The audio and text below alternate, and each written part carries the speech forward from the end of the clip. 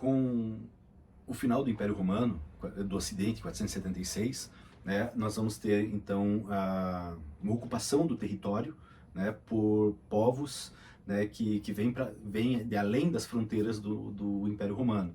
Né, vão ser chamados pelos romanos de povos bárbaros, né, mas em sua maioria são os povos de origem germânica, né, que vão se estabelecer, né, onde era o Império Romano, né, e vão travar vários conflitos, né, entre si, com os povos romanos que estavam ali. Enfim, é um período bastante conturbado ali, a virada do século IV, século V, né, ou seja, o período em que está iniciando a Idade Média, tá? Período medieval na Europa. E a igreja, a igreja cristã, ela vai ter um papel muito importante nesse contexto, tá? Porque principalmente a partir do momento que esses povos se estabelecem e conquistam o poder político, eles vão contar com o apoio da igreja institucionalizada, né? Para que eles possam governar, tá?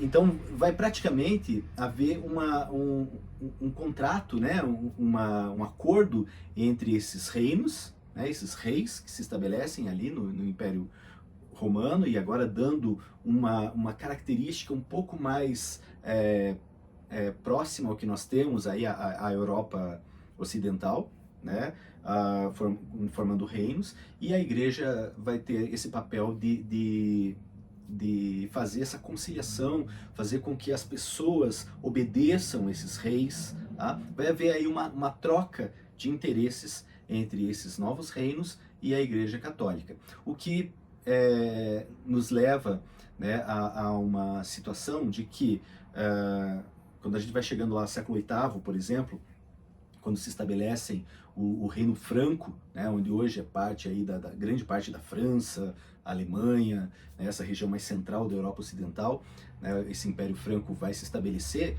e quem vai coroar o rei, né, o Carlos Magno, né, super famoso, conhecido, vai ser o Papa, né, consolidando uma tradição em que nós temos a Igreja concedendo o poder aos reis. Tá? Então a Igreja vai concentrar muitos poderes, né, muitos poderes, tanto no âmbito político, né, quanto no âmbito econômico. Né, a igreja vai receber muita doação, a igreja vai receber muitas terras, né, lembrando que naquele contexto, terras era riqueza. Né, então a igreja vai ser dona de muitas terras, a ponto que alguns historiadores dizem que a igreja era a grande senhora feudal da Europa no período medieval.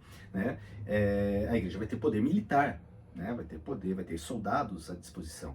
Né? Então, muito mais do que a grande maioria dos reis e reinos, né, quem vai concentrar poder nesse período medieval vai ser a Igreja Católica. Tá? Então, nós temos a chegada, né, era uma questão de status, pertencer ao clero, pertencer à igreja.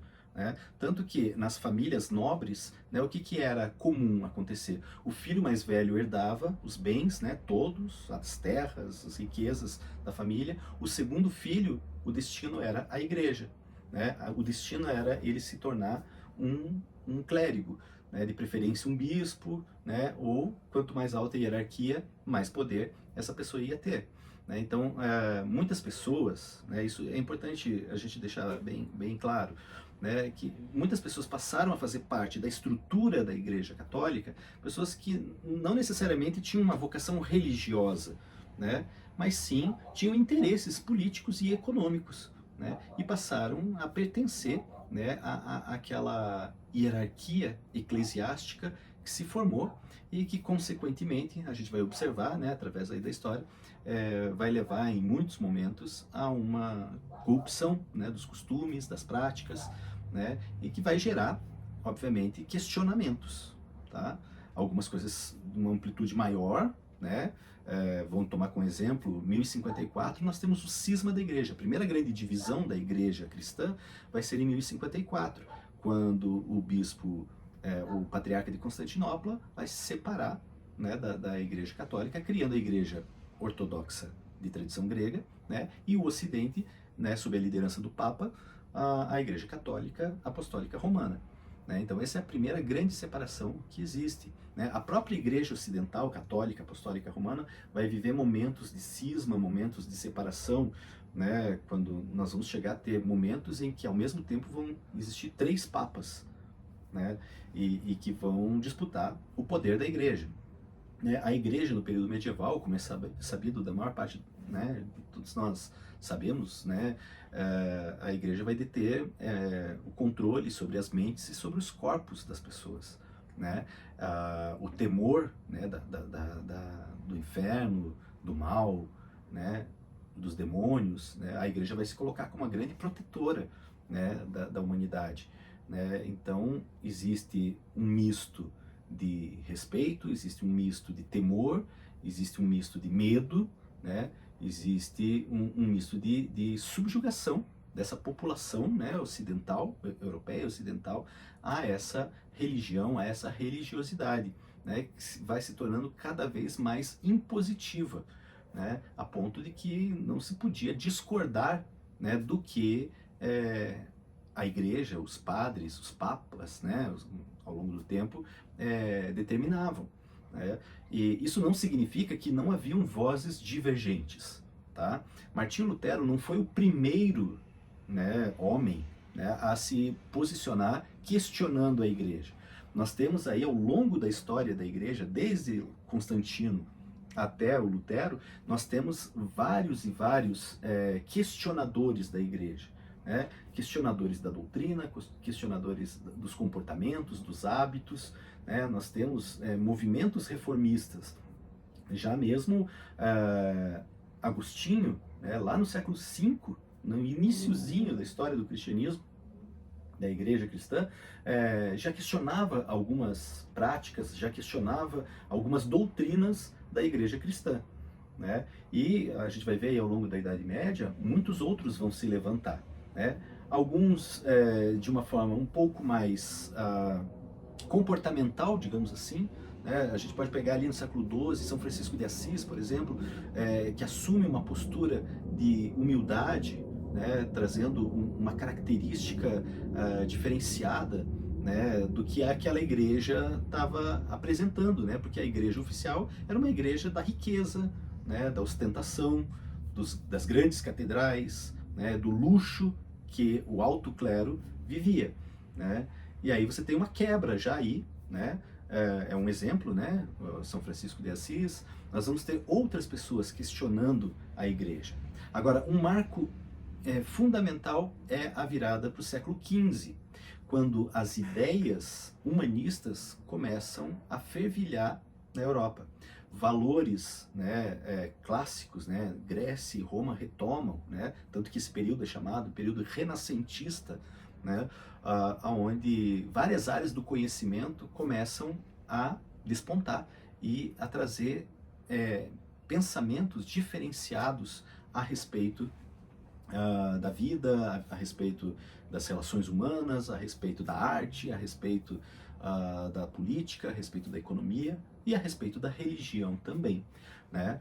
Quando pensadores como Erasmo, por exemplo, começa a questionar a igreja, começa a produzir textos satirizando situações, né? Nós vemos aí que a igreja também começa a perder um pouquinho desse seu poder quando os monarcas começam a assumir a frente de poder nos seus estados. Né? Até então a Europa ela não tinha uma centralização política, né, dividida em estados nacionais. Né? A gente fala hoje de uma França, de uma Inglaterra, de um Portugal, uma Espanha, Alemanha, Itália posteriormente, mas esses estados nacionais eles começam a ser criados nesse período. Né? Então, nem todo mundo que morava na França se sentia francês. A relação que as pessoas tinham, né, era muito mais com a cidade onde nascia, tanto que as pessoas levavam o nome da cidade para se identificar, Leonardo da Vinci, né? Leonardo da cidade de Vinci, né? E assim quantos outros se posicionavam dessa forma. Né? A partir daí que nós temos aí o estabelecimento desses estados nacionais. Esses estados nacionais, apesar de manterem uma religião, né, a princípio, em sua maioria, o catolicismo, né, desponta a liderança desses estados nacionais, para além da igreja, o príncipe, o rei. né? Não é à toa que Maquiavel traz para o plano humano, digamos assim, as relações de poder, né? Que antes era atribuída à divindade. Por que o rei é rei? O rei é rei porque Deus quis, né? Porque a igreja coroou ele como rei, né? A partir do século XV isso começa a ser questionado. É um princípio, né? Mas vai mudando, vai moldando as mentalidades, abrindo caminho para raciocínios diferenciados em relação ao poder da igreja, a influência da igreja, a interferência da igreja em assuntos que vão para além mesmo da própria religião. Até que nós vamos chegar ali no século XVI, né, onde nós vamos ter os movimentos reformadores, né, que vão questionar pontos de doutrina. Mas é importante destacar que o movimento das reformas ocorridos a partir do século XVI, eles têm um caráter doutrinário, tá? Mas eles têm um forte caráter político. Acima de tudo, eu diria, é um caráter político, porque a reforma, né, a separação, o surgimento das denominações protestantes, eles acontecem nesse contexto, né, de que havia uma possibilidade da existência de outras religiões. Fora desse contexto, era impensável, porque essas vozes dissonantes, elas eram apagadas. É o caso, né, no século XIV, né, do precursor de Lutero, o John Wycliffe, né, na Inglaterra, que começa a questionar, né, a igreja, né, fala a respeito de... A Igreja Católica, ela mantinha o monopólio, né, do ritual religioso, né, tanto que as missas elas eram rezadas em latim, né, apenas o padre fazia a leitura, né, a interpretação da Bíblia, ela vinha do clero, vinha do Papa, né, era o Papa, através dos concílios, né, através dos documentos oficiais, que se pronunciava o que era certo e o que era errado, o que podia e o que não podia, né, e aí começam a surgir pessoas questionando, né, a autoridade do Papa, questionando algumas práticas, né. Quando nós chegamos no século XVI, ali, próximo, um pouquinho antes do Lutero, no século XV ainda vai ter outro movimento, né, liderado pelo Jan Hus, né, na região da Boêmia, né, que também vai questionar. Jan Hus, inclusive, vai parar na fogueira, né. Então vejam, séculos XIV, o John Wycliffe vai ser perseguido, né, vai ser morto, Jan Hus também, né. Então esses movimentos precursores, né, que vieram antes do Lutero, eles foram abafados por conta do contexto, né. O poder da igreja ainda era muito grande, muito inquestionável. É no século XVI que começam a surgir possibilidades políticas, né, desse questionamento se tornar em algo mais concreto. Agora, vale a pena também ressaltar que Martinho Lutero, né, ele foi resistente à criação de uma nova igreja, de uma nova religião. Né? A intenção do Lutero era reformar, né? Tanto que o movimento da reforma, né, era reformar a Igreja Católica. Ele não tinha como pretensão, vou criar uma outra igreja. Isso foi uma consequência, né, dos atritos, né, das ideias dele com a Igreja Católica, e a Igreja Católica se manteve firme, não aceitando as propostas e as teses do Lutero, né, e a ponto que não havia outra solução, tinha que ser criada uma outra igreja. E essa igreja só foi possível porque contou com o apoio político, né, desses príncipes alemães, né, que resolveram bater de frente com o poder do Papa, né, e dos seus seguidores. Isso não foi pacífico, né? Nós vamos ter aí guerras, né, que vão ocorrer, né, por conta da reforma, por conta dessa intransigência, dessa intolerância, né, com o surgimento de religiões que destoam, né, do catolicismo. Né? Então, Martinho Lutero, né, lá em 31 de outubro de 1517, né, segundo a tradição, colocou na porta da igreja. Por que na porta da igreja? Alguns historiadores até questionam isso, né? Falam que não, ele só mandou um documento, só que caiu na tradição de que ele pregou na porta da igreja. Mas faz sentido também pregar, porque naquela época as publicações oficiais, as pessoas iam até a porta da igreja para ver o que tinha sido proclamado, né? Quais eram os informes, né? E e sempre teria alguém ali para ler, porque a grande maioria da população era analfabeta. Então não adiantava chegar alguma coisa, um documento escrito em algum lugar, porque não era qualquer um que lia também, né? Mas a grande vantagem, digamos assim, do Lutero nesse contexto é que outro motivo, né, que ele nasceu também logo após a criação da imprensa, né?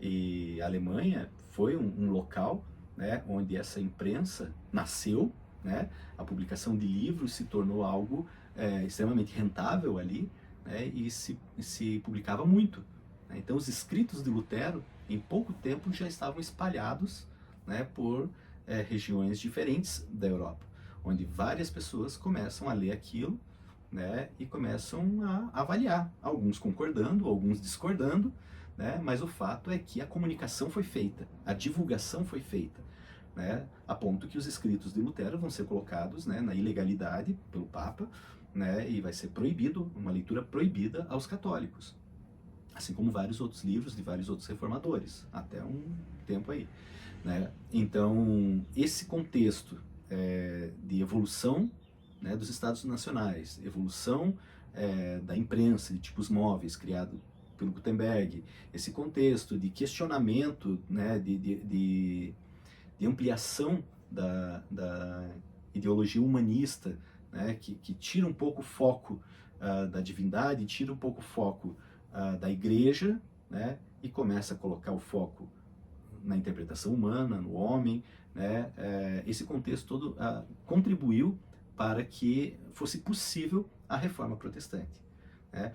Obviamente, né, outras pessoas receberam essas informações, essas ideias e começaram a elaborar ideias que também destoavam, né? Talvez o mais proeminente aí desse período foi por um tempo contemporâneo a Lutero, mas veio um pouquinho depois, é o João Calvino, né? Também um teólogo, né, que absorve muito das ideias do Lutero, mas vai trazer aí algumas ideias próprias, né, que até certo ponto divergem de Lutero. Um ponto muito importante para a gente seguir e falar, né, a respeito do protestantismo, até mesmo no Brasil, é entender o que esse protestantismo ele difere do catolicismo, né? Qual é o ponto em que nós temos uma igreja protestante e uma igreja católica, tá? Então eu diria, como síntese, existem características dessas religiões que são diferentes, né? O cerne delas, né? A crença em Jesus Cristo como Salvador da humanidade, esse é o mesmo. Porém, elas divergem na forma de compreender a salvação, tá? Então veja só, Lutero tinha críticas à igreja, mas ele não dizia que a igreja está errada doutrinariamente, apenas por alguns pontos que precisavam ser ajustados, tá? Por exemplo, o culto às imagens, aos santos, à Virgem Maria. Ele entendia que isso não cabia à igreja, né? Isso não deveria ser mantido. O celibato clerical, né? O fato dos padres não poderem casar, ele discordava. Mas isso não é a essência, não é a essência doutrinária que divergem esses grupos, tá? Podemos dizer que como essência está na concepção da salvação. A Igreja Católica vai manter a concepção, a ideia de que a salvação ela está à disposição da humanidade. Todos os homens são pecadores e precisam ser salvos, tá? Mas para isso, na visão católica, é preciso que esses homens cumpram algumas coisas, algumas ações, tomem algumas atitudes para serem dignos dessa salvação. É a chamada boas obras. As obras, né, que inclui até mesmo algumas obrigações religiosas, né, a participação na missa, a confissão dos pecados, né, enfim, atitudes que vão contribuir para a salvação da alma daquela pessoa. O Lutero e todos os protestantes vão dizer que não há a necessidade das obras, porque a salvação não vem por essas obras, não vem por nada do que uma pessoa possa fazer, a não ser pela fé. A salvação, ela vem pela fé. Basta o fiel acreditar que ele tem essa salvação, tá? Então, doutrinariamente, esse é o âmago da diferença entre católicos e protestantes. É a visão que eles têm a respeito de como se obtém a salvação. Calvino, ele vai trazer um elemento a mais aí. Ele vai concordar com Lutero a respeito da salvação pela fé. No entanto, ele vai trazer o elemento da doutrina da predestinação, né, de que todas as pessoas já estão predestinadas ou à salvação ou à condenação. O que vai indicar se essa pessoa é predestinada à salvação ou à condenação são algumas características que essa pessoa terá ao longo da vida, tá? Como, por exemplo, o fato dela ter saúde. É um indicativo que Deus a está abençoando, é um indicativo de que ela é salva, tá? A riqueza, se essa pessoa prospera, né? Isso é um indicativo de que é uma pessoa que está dentro da vontade de Deus, tá? Então, e essa prosperidade vem através do trabalho, tá? Então, o calvinismo vai valorizar muito o trabalho, tá? Não perder tempo, né, com futilidades, né? Festas, né? Enfim, o calvinismo vai ser uma religião extremamente sóbria, extremamente não dada a festejos, né? Então nós tínhamos, né, nas festas, principalmente as festas eram promovidas pela igreja, né? As quermesses, né? E o calvinismo vai ser avesso a isso, né? E essa doutrina calvinista, ela vai vir de encontro com os interesses de uma classe social que estava se organizando nessa mesma época, que estava se fortalecendo, que é a burguesia. A burguesia não era muito bem vista, né, sob a ótica do catolicismo, porque a burguesia enriquecia através da exploração, né, do lucro, do dinheiro, através de empréstimos, né? Então o grande questionamento era o seguinte: o burguês ele consegue mais dinheiro, né, vendendo algo que não é dele, que é o tempo, né? Quando você paga juros por alguma coisa, você está pagando pelo tempo com o qual você ficou com o dinheiro, digamos assim, né? E isso não era bem visto pela doutrina católica, né? Quando vem a doutrina protestante, especificamente do calvinismo, já muda essa perspectiva, né? Quando diz que é através do trabalho árduo, né, principalmente ali do comércio, né, praticado pela burguesia ou atividades bancárias, né? Então esse burguês que prospera é um sinal de que ele é um salvo, né? Então essa doutrina ela vai atrair essa categoria, esse grupo social, né, que é dos burgueses, né? Não estou dizendo que todos os burgueses passaram a ser calvinistas, né? Mas que há uma identificação maior deles com o calvinismo. Não à toa, né, são grupos protestantes calvinistas, né, que vão fundar um novo país, né, digamos assim, uma nação cristã, né, na América, né, trazendo esses valores, né, do trabalho, da poupança, da economia, né, que são os puritanos que vêm da Inglaterra e fundam as 13 colônias que futuramente serão os Estados Unidos, né? Então esses valores estão impregnados, né, nessa doutrina e vão ser impregnados nessa visão de mundo que a burguesia adota, né, e depende dela para manter seus negócios, tá? Então veja como existem as relações, né? Muito importante para entender isso é o livro do sociólogo Max Weber, A Ética Protestante e o Princípio do Capitalismo, né? A ética, a forma de ver o mundo, a forma de ver a vida sob o prisma protestante, especificamente calvinista, né, deu formato, né, deu os princípios, né, para a formatação do que viria a ser o capitalismo. Muito importante essa leitura, acredito que é de conhecimento da maioria de vocês que estão me assistindo, né? Vale muito a pena a gente fazer uma reflexão a respeito dela. Tá? Mas, enfim, de uma maneira mais objetiva, né? Como eu falei, a maior parte das motivações eram políticas, né? Por mais que nós tenhamos ali divergências de doutrinárias, nós temos os interesses políticos. Isso fica muito evidente na Inglaterra, né, onde a reforma acontece a partir do descontentamento, né, do rei Henrique VIII com a igreja, né? Então já havia essa rivalidade do rei com o clero católico, né? A própria nobreza inglesa tinha interesses nas terras da igreja, que a igreja tinha muitas terras ali, e faltava uma boa justificativa para essa ruptura, né? Porque para o rei consolidar o seu poder como um monarca absoluto, ele tinha que, naquele contexto ali da Inglaterra do século XVI, ele precisava superar o poder da igreja, né?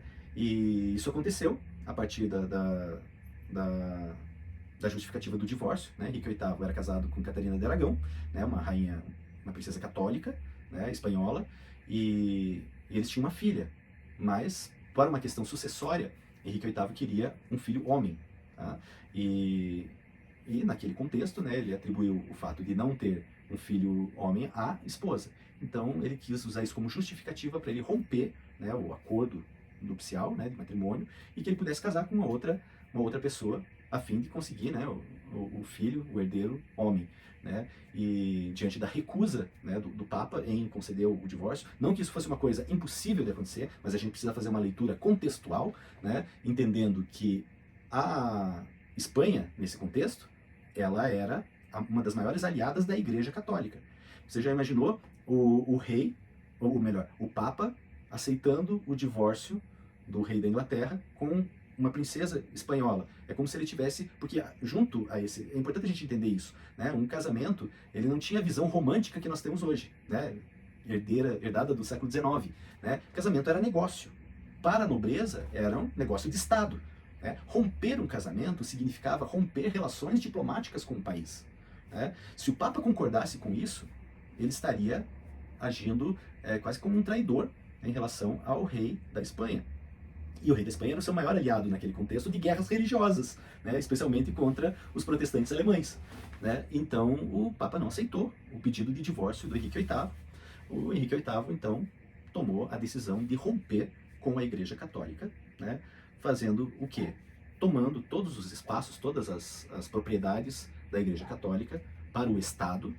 Ele se torna, então, o chefe religioso das igrejas na Inglaterra, né? E afasta toda a cúpula, né, católica do poder na Inglaterra.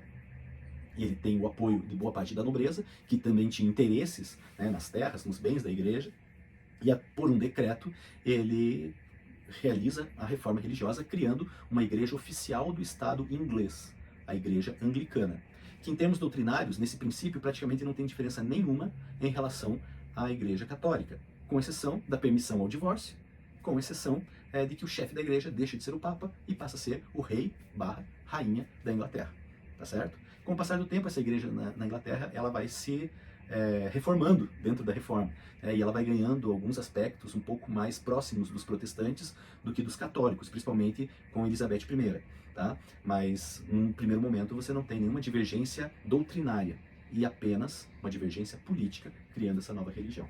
Tá? Vários outros movimentos de maior impacto e de menor impacto vão ocorrer na Europa. Coloquei aqui um mapa para vocês darem uma olhadinha nas manifestações. Percebam que nós vamos ter nessa região mais central da Europa Ocidental, Inglaterra, França, Alemanha, onde ocorrem os principais movimentos. As regiões mais periféricas, como Portugal, Espanha, a própria Itália, Península Itálica e Rússia, o catolicismo permanece sendo a religião que vai prevalecer no território. E é claro, né, finalizando aí essa breve análise e observação do período da Reforma Protestante, a Igreja Católica não deixou isso barato. Né? A Igreja Católica ela vai reagir, né? Ela vai se reformar também, né?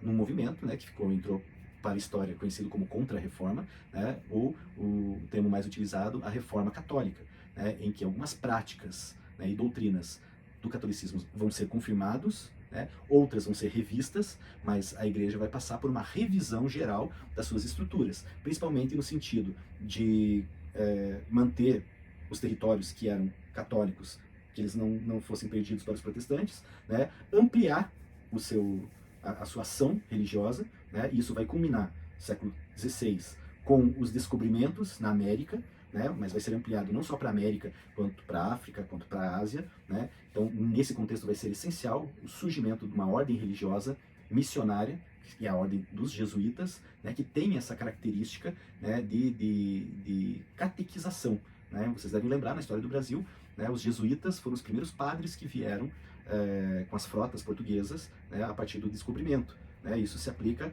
a todas as frotas de países espanhóis e portugueses. Né? Então nós vamos ter a presença de ordens religiosas, especialmente jesuítas, aqui na América do Sul, América Central, na África, na Ásia, né, como um movimento, né, de reação da Igreja Católica às perdas de fiéis que eles tiveram na Europa por conta da Reforma. Né? Nesse contexto vai ser intensificado também a Inquisição, o Tribunal da Santa Inquisição, vai ser criado uma relação de livros que vão ser proibidos aos católicos, né? O Index Prohibitorium, né? Que tem lá, em especial, o livro dos reformadores, que vão ser proibidos com a leitura.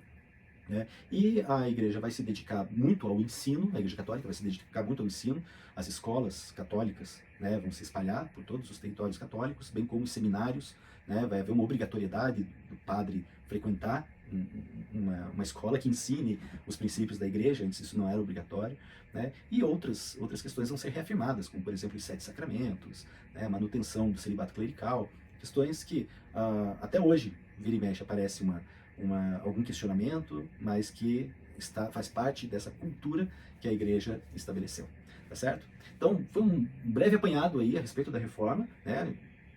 Temos muitas outras coisas para falar sobre isso. Dê uma olhadinha aí nas nossas referências bibliográficas que podem ampliar aí esse assunto, né, que é muito importante para a gente entender de que maneira esse protestantismo expandiu e chegou até aqui no Brasil, tá bom? Mas isso a gente vai ver na próxima videoaula, tá bom? Um abraço, valeu!